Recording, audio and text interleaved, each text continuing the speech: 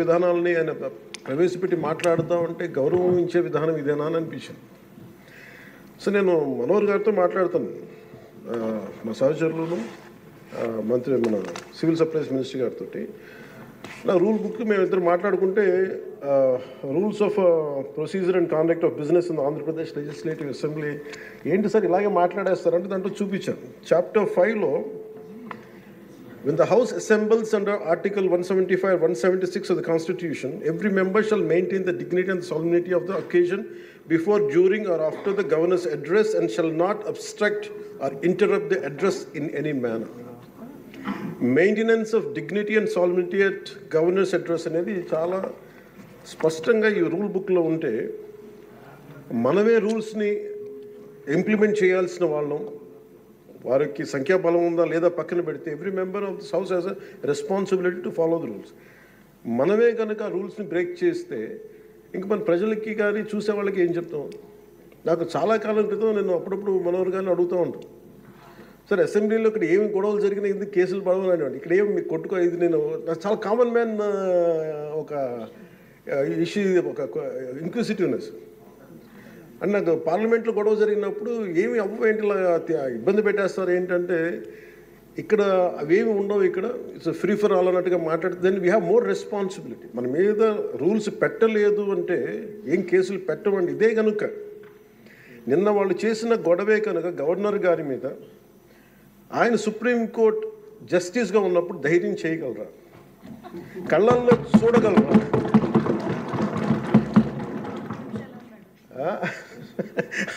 నాకు అదే అనిపించింది. అంటే గౌరవించాల్సింది పోయి ఈ విధానం ఏంటనిపించింది. నిన్న టీవీ వాళ్ళని అడిగారు, మీరు వీళ్ళు వైసీపీ నాయకులు ఇలా మాట్లాడారు కదా, మీ ఇదేంటి అని. YCP synonym for ruckus. అంటే గొడవకు కానీ బూతులు కానీ వాళ్ళు పర్యాయ పదం అయిపోయారు. అంటే నిన్న చూసిన గొడవ జరిగిన తర్వాత నాకు నిజంగా అనిపించింది, గౌరవ ముఖ్యమంత్రి గారు అన్ని సంవత్సరాలు వాళ్ళు ఎలాగా వాళ్ళని తట్టుకొని నిలబడ్డారు, ఆయనకి హ్యాట్స్ ఆఫ్ తెలియజేస్తాడు. అది ఎంత గట్స్ ఉండాలి, ఎంత దమ్ము ఉండాలి, ఎంత ధైర్యం ఉండాలి. అలాగే నాకు నిన్న గొడవలు జరుగుతుంటే నాకు అనిపించింది, నాకు ఇవే గుర్తొచ్చినాయి అధ్యక్ష.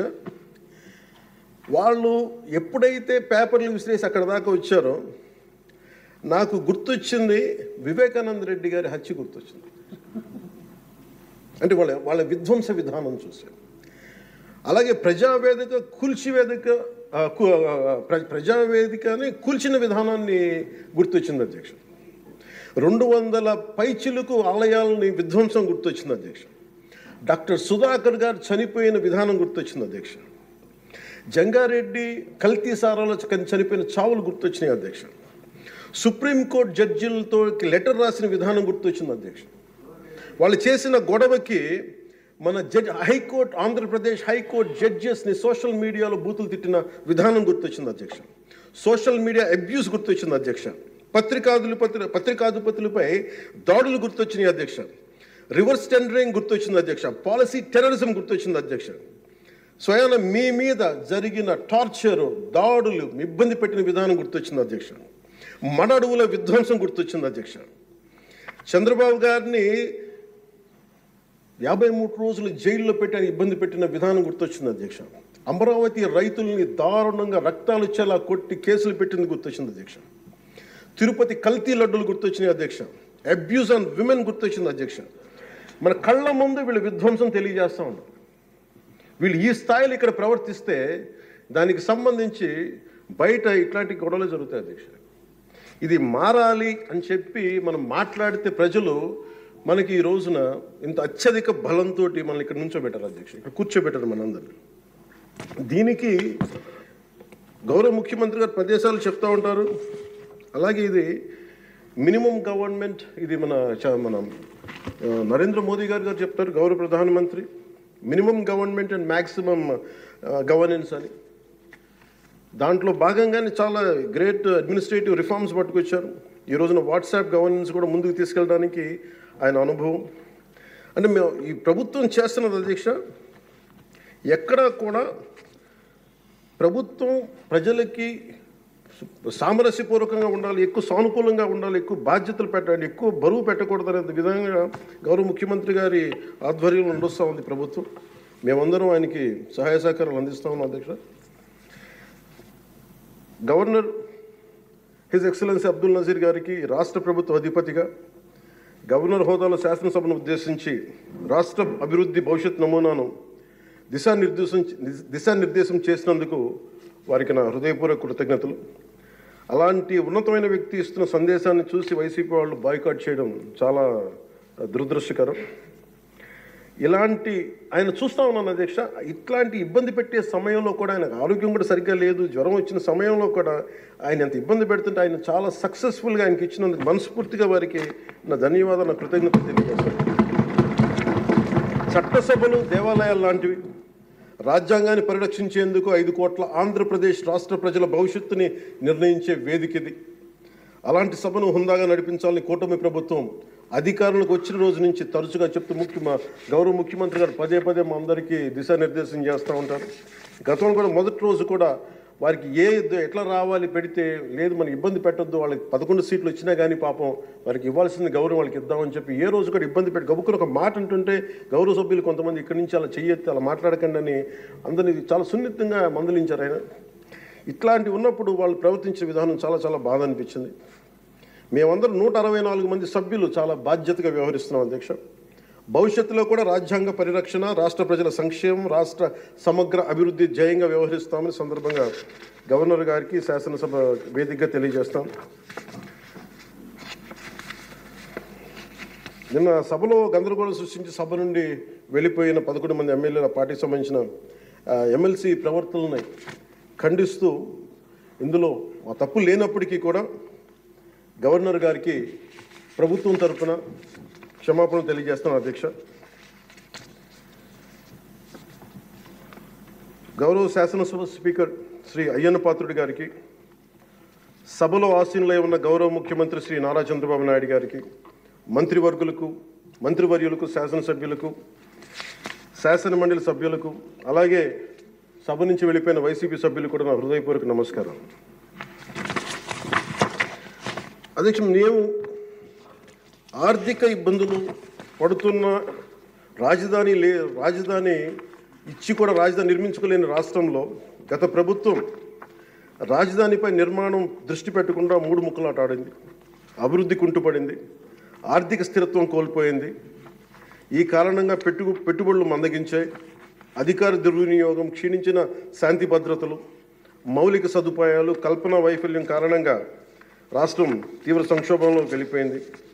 ఇలాంటి సమయంలో గౌరవ ముఖ్యమంత్రి శ్రీ నారా చంద్రబాబు గారి నాయకత్వంలో ఆయన ఈ సవాళ్ళను అధిగమిస్తూ ప్రభుత్వాన్ని స్థాపించాం. ఇప్పుడు ఆర్థిక, సామాజిక, సాంస్కృతిక, విద్య, ఆరోగ్య, పర్యావరణ మరియు మౌలిక సదుపాయాల అభివృద్ధి లక్ష్యంగా ప్రాంతాల వారి సమగ్రమైన అభివృద్ధి ప్రణాళికతో ముందుకు వెళ్తున్నాం. ఎన్నికల ముందు పరిస్థితులు చూసాం. సాంత్వన, ఓదార్పు కావాల్సిన రాష్ట్రానికి ఈ రోజున వాళ్ళు బాధ్యత రాహిత్యం మనకి చూసాం. గత కొంతకాలంగా రాష్ట్రం ఆర్థిక సుస్థిరత కోల్పోయిన ధర్మిలా తిరిగి నారా చంద్రబాబు గారి నాయకత్వంలో పునర్జీవం వైపు అడుగులు వేస్తున్న కీలక సమయం అది. అదేవిధంగా ప్రభుత్వంలో పారదర్శకత, జవాబుదారీతనం తీసుకురావాలనే ఉద్దేశంతో పంచాయతీరాజ్ శాఖలో అవినీతికి ఎటువంటి తావు లేకుండా ఉద్యోగుల బదిలీల కార్యక్రమం చేపట్టడం జరిగింది అధ్యక్ష. గ్రామ పంచాయతీలో ఘనంగా జాతీయ వేడుకలు జరుపుకోవాలనే ఉద్దేశంతో గణతంత్ర దినోత్సవాల వేడుకలను ఖర్చులను పెంచి పంచాయతీలకు అందించడం జరిగింది. ప్రభుత్వం అధికారంలోకి వచ్చిన వెంటనే ఒకే రోజు 13,326 గ్రామ సభలు నిర్వహించి ప్రపంచ రికార్డు సాధించామన్న ఈరోజు తీసుకున్న నిర్ణయాలను చిత్తశుద్ధితో అమలు చేసేందుకు పల్లె పండుగ పేరుతో కార్యక్రమం రూపొందించి 3 నెలల కాలంలో సంక్రాంతి పండుగ నాటికి రాష్ట్ర వ్యాప్తంగా ప్రతి గ్రామంలో రోడ్లు నిర్మించే చర్యలు తీసుకున్నాం అధ్యక్ష. కేంద్ర ప్రభుత్వం గ్రామీణ అభివృద్ధి శాఖ ఆధ్వర్యంలో ప్రతిష్టాత్మకంగా నిర్వహించే మహాత్మా గాంధీ జాతీయ ఉపాధి హామీ పథకం ద్వారా విడుదలవుతున్న నిధులను పూర్తి స్థాయిలో సద్వినియోగం చేసుకుంటూ అభివృద్ధి కార్యక్రమాలకి వినియోగం చేస్తూ కేంద్ర ప్రభుత్వం చేత ప్రశంసలు అందుకుంటున్న విషయాన్ని సందర్భంగా మీకు తెలియజేస్తాం అధ్యక్ష.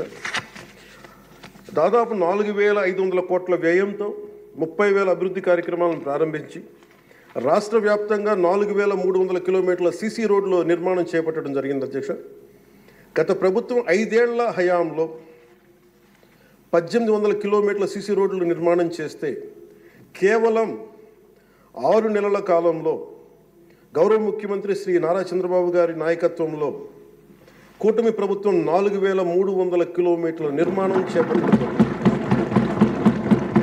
ఇప్పటికీ 3000 కిలోమీటర్లు పూర్తి కాగా ఇంకో 1300 కిలోమీటర్ల రోడ్లు నిర్మాణం ముగింపు దశకి చేరుకున్నాయి అధ్యక్ష. ఇవే కాకుండా పాడి రైతుల ఆదాయాన్ని పెంచేలా, పాడి పశువులకి రక్షణ కల్పించే ఉద్దేశంతో రాష్ట్ర వ్యాప్తంగా 22,500 గోకులాలని నిర్మాణం చేపట్టడం జరిగింది అధ్యక్ష. గత ప్రభుత్వం 5 ఏళ్ల కాలంలో కేవలం 268 మినీ గోకులాలు మాత్రమే నిర్మించింది అధ్యక్ష. వాళ్ళు 5 సంవత్సరాల కాలంలో వాళ్ళు నిర్మించింది 268 మినీ గోకులాలు అధ్యక్ష. ఎన్డీఏ ప్రభుత్వం నారా చంద్రబాబు గారి నాయకత్వంలో వచ్చింది 22,500 గోకులాలు మేము నిర్మాణం చేపట్టడం జరిగింది. అలాగే పంచాయతీరాజ్ శాఖ నుంచి ప్రత్యేకించి గత ప్రభుత్వం ప్రతి శాఖలో కూడా అవినీతిని నిధుల మళ్లింపు, దుబారా ఖర్చులు, నిర్లక్ష్య ధోరణి, భవిష్యత్ అవసరాలపై దృష్టి పెట్టకపోవడం వంటి కారణాలతో రాష్ట్ర భవిష్యత్తు వెనక్కి వెళ్ళింది అధ్యక్ష. దాని మీద గవర్నర్ గారి ప్రసంగం గ్రామీణాభివృద్ధి ప్రాముఖ్యత గురించి చాలా బలంగా నొక్కి చెప్పారు. రాష్ట్ర అభివృద్ధి, గ్రామాలే బలమైన పునాదికి ఈ ప్రభుత్వం నమ్మి ఆచరించి చూపిస్తుంది. గ్రామ సభల నిర్వహణ, ఉపాధి హామీ పనులు, గ్రామీణ మౌలిక వనరుల అభివృద్ధి, తాగునీటి సరఫరా, పారిశుద్ధ్య సౌకర్యాల ఒక ఉద్యమంగా పల్లి పండుగని ముందుకు తీసుకెళ్తున్నాం అధ్యక్ష. ఈ ప్రయత్నాల ద్వారా విజన్ 2047కి అనుగుణంగా మన రాష్ట్రంలోనే దేశంలోనే నెంబర్ 1 లక్ష్యంగా నిలబెట్టాలని మనస్ఫూర్తిగా మేమందరం కృషి చేస్తున్నాం అధ్యక్ష. అదేవిధంగా రాష్ట్రంలో ప్రతి ఇంటికి స్వచ్ఛమైన తాగునీరు అందించేందుకు, ప్రతి ఇంటికి పంప్ కనెక్షన్, నీటి కనెక్షన్ ఇవ్వాలనే ఉద్దేశంతో కేంద్ర జలశక్తి సహకారంతో ఆధ్వర్యంలో చేపట్టిన జల్ జీవన్ మిషన్ గత ప్రభుత్వం నిర్వీర్యం చేశారు. దాన్ని ఎక్కడ పైప్ లైన్లు వేస్తున్నాం, ఎందుకు వేస్తున్నాం కూడా తెలియకుండా నీటి వనరులు లేని చోట పైప్ లైన్లు వేశారు. అలా నిధులను చాలా దుర్వినియోగం జరిగింది. ఇప్పుడు దాన్ని ముందుకు తీసుకెళ్తున్నాం అధ్యక్ష. అలాగే మేము వచ్చినప్పుడు ఎన్నికల సమయంలో